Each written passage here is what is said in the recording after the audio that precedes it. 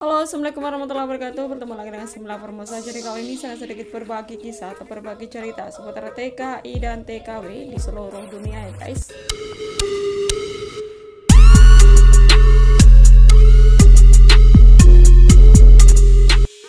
Berita yang pertama adalah PMI Taiwan asal Ponorogo tuntut agensi karena lalai perpanjang ARC, yang menyebabkan TKI tersebut harus pulang ke Indonesia karena dianggap overstay. Berita yang kedua adalah beberapa syarat TKI Taiwan yang ingin cuti pulang ke Indonesia. Nah, bagi teman-teman yang ingin cuti pulang ke Indonesia bisa simak di sini ya, syarat-syaratnya apa saja, terus biayanya berapa. Tapi di sini saya tekankan ya, untuk biaya itu setiap agensi mereka menarik biaya itu berbeda-beda ya guys. Oke, dan sekarang kita langsung bahas berita yang pertama. Diliput dari liputan BMI, HT pekerja migran asal Ponorogo menuntut agensinya karena lalai memperpanjang masa berlaku ARC yang menyebabkan ia terpaksa harus pulang padahal belum finish kontrak. Hal ini dijelaskan oleh tim Shelter Sinchu sebagai pendamping HT kepada liputan BMI, bahwa HT menurut peraturan memang harus segera meninggalkan karena sudah termasuk overstay atau ilegal. Bahkan jika tidak segera pulang setelah masa berlaku ARC habis lebih dari 3 bulan, ia justru akan dinyatakan TKA ilegal.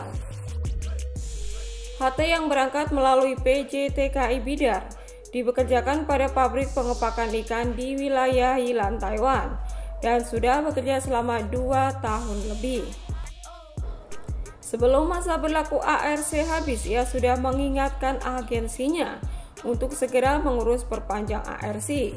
Namun agensi hanya menyikapi dengan kepala dingin, bahkan menyuruh HT tenang saja bahwa semua akan beres. Sebulan sebelumnya HT sudah melapor ke agen harus segera memperpanjang ARC. Namun agen menyarankan untuk tenang saja. Jelas Fajar yang menerima pengaduan tersebut. Selanjutnya, setelah masa berlaku ARC habis 2 bulan lebih dan tidak bisa diperpanjang lagi di imigrasi, agensi meminta HT untuk menandatangani surat persetujuan bersedia untuk pulang. Agen berjanji akan mengganti rugi uang senilai 40.000 NT sebagai tanda permintaan maaf atas kesalahannya. Akhirnya ia melapor ke Shelter Sepa untuk meminta bantuan supaya tidak dipulangkan begitu saja. Ia merasa dirugikan mengingat masa habis kontraknya masih lama. Kelalaian bukan ada pada HT, melainkan pada agensi. Lah kok enak-enak saja mau diganti rugi uang segitu. Terus gaji selama berbulan-bulan terakhir bagaimana? Kata Fajar menirukan percakapannya saat berkomunikasi dengan agensinya. Setelah melalui perdebatan beberapa hari, akhirnya ada kesepakatan antara kedua belah pihak.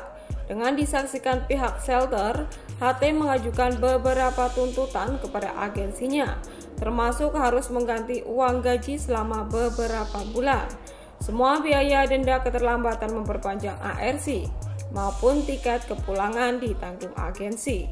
Juga meminta agensi membuktikan janjinya bahwa ia masih bisa kembali lagi ke Taiwan untuk bekerja. Nah, dalam kasus ini juga ada beberapa yang ikut berkomentar ya guys. Bagus itu kalau seperti itu cara pengaduannya. Kemana ya? Mungkin saja pengalaman ini bisa buat semua BMI di Taiwan yang mengalami kesamaan. Bisa dilaporkan ke 1955. Sebaiknya sebulan sebelum masa berlaku habis harus sudah mulai diperpanjang.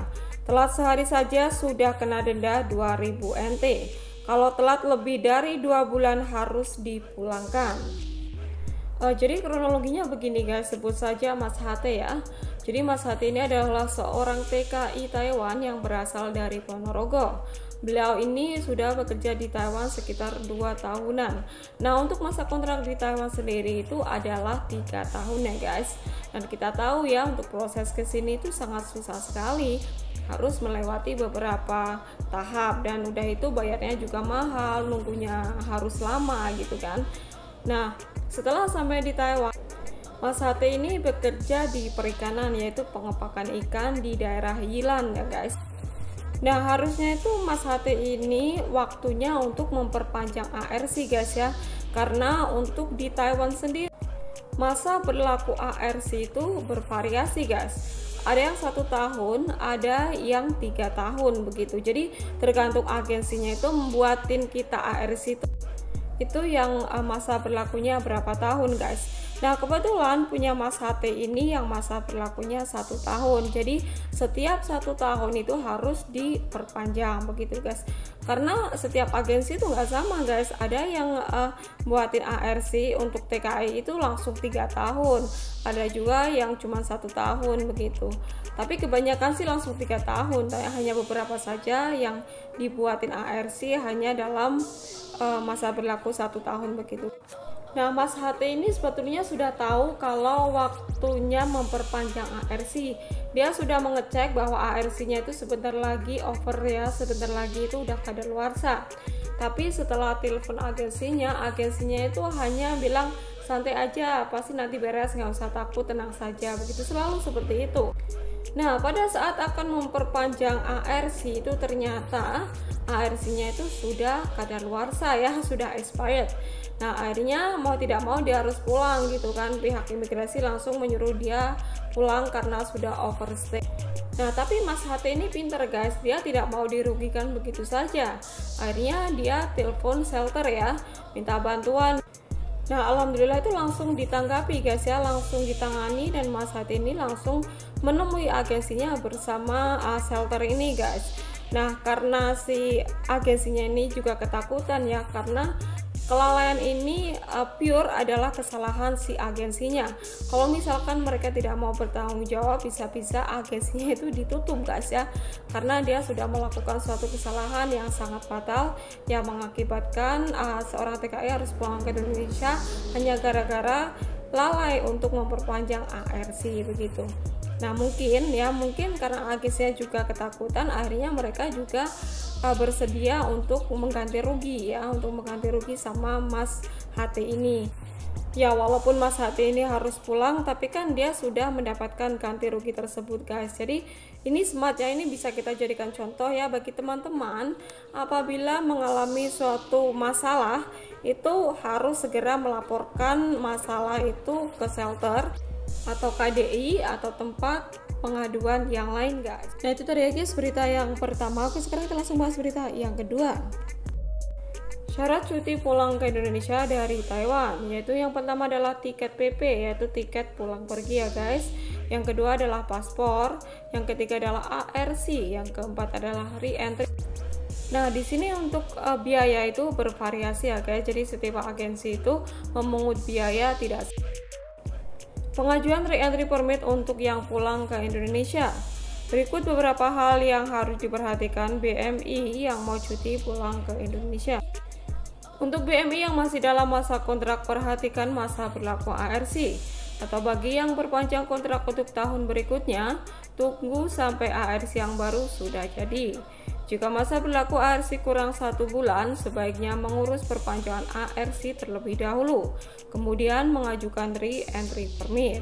Yang ketiga adalah mengajukan permohonan re-entry permit di kantor imigrasi setempat. Tanpa re-entry permit, kita tidak bisa kembali lagi ke Taiwan. Jadi re-entry ini sangat penting ya guys.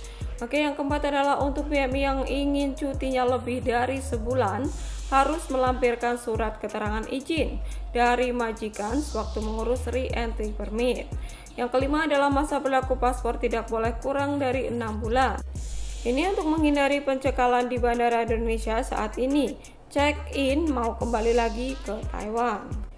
Yang keenam adalah pesan tiket untuk bekerja. Yang PP masa berlakunya sebulan lebih murah. Jika izin cutinya lebih dari sebulan, sebaiknya booking tiket yang masa berlakunya 1 tahun, atau bisa juga booking tiket on way saja. Permohonan re-entry permit bisa dilakukan sehari sebelum pulang. Yang penting semua persyaratan tidak ada masalah, bisa langsung jadi. Persyaratan pengajuan re-entry atau permit yaitu yang pertama adalah paspor asli atau fotokopi. Untuk yang baru ganti paspor, harap paspor lama juga dibawa. Yang kedua adalah ARC asli atau fotokopi. Yang ketiga adalah surat bukti tempat tinggal atau kerja tinggal di Taiwan dari majikan. Yang keempat adalah biaya atau gratis.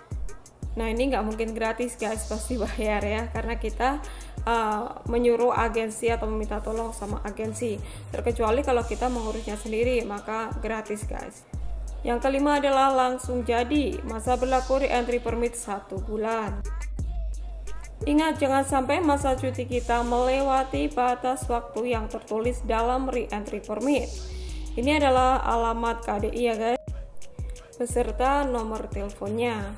Jadi kalau misalkan teman-teman ke KDI itu menggunakan MRT atau JIN ya, jadi di MRT Xiaonanmen Exit 2, yaitu dekat Taipei City Hospital. Nah ini adalah contoh re-entry permit ya guys, jadi contohnya seperti ini.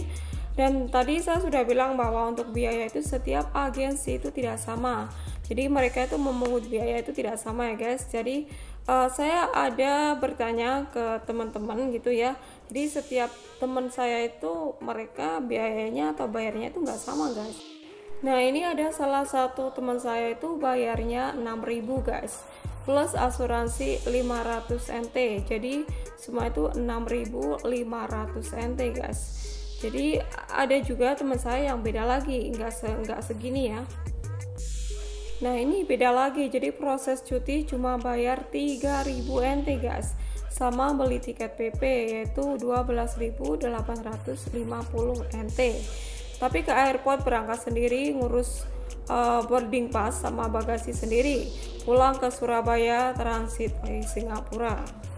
Nah itu ya guys, dua contoh dari agensi satu dan agensi lainnya itu berbeda. Jadi mereka itu memungut biaya nggak sama, bahkan ini ada yang 6.000, ada yang 3.000 begitu. Nah kalau uang BPJS cuman 460.000, minta nomor billing, nanti keluarga di rumah suruh transfer sendiri. Jadi kita bisa langsung minta ke rumah ya untuk mentransfer begitu guys. Kita minta bill saja dari agensi, nanti orang rumah yang membayar begitu. Nah kalau misalkan teman-teman kurang paham atau kurang jelas syaratnya apa saja gitu ya, masih bingung, jadi bisa langsung tanya ke agensi langsung guys. Nah ini tadi saya bilang ya bahwa untuk biayanya sendiri itu nggak sama. Nah ini bagi teman-teman yang ingin cuti pulang ke Indonesia, jadi diperhatikan ya guys, syarat-syaratnya apa aja dan harus bayar berapa. Jangan sampai nanti dicekal di bandara ya karena suratnya kurang lengkap atau karena kurang apa gitu. Jadi harus tanya dulu, harus tanya-tanya dari teman satu atau ke teman yang lainnya yang sekiranya teman kita itu sudah pernah cuti. Ya kita harus tanya-tanya, jangan hanya tanya ke agensi doang, kita harus tanya ke temen juga yang siapa yang sudah pernah cuti pulang ke Indonesia, apa saja syaratnya gitu dan biayanya berapa, dan untuk di bandara sendiri itu bagaimana begitu. Jadi kalau misalkan teman-teman ingin pulang harus banyak-banyak tanya ya guys, supaya nanti tidak terkena masalah ya. Nah itu tadi ya guys berita dari saya, semoga saja bermanfaat. Jangan lupa like, komen, dan subscribe. Jangan lupa pula share apabila video ini bermanfaat. Jangan lupa pula klik tombol loncengnya agar bisa tahu video-video terbaru dari saya. Oke, terima kasih. Wassalamualaikum warahmatullahi wabarakatuh.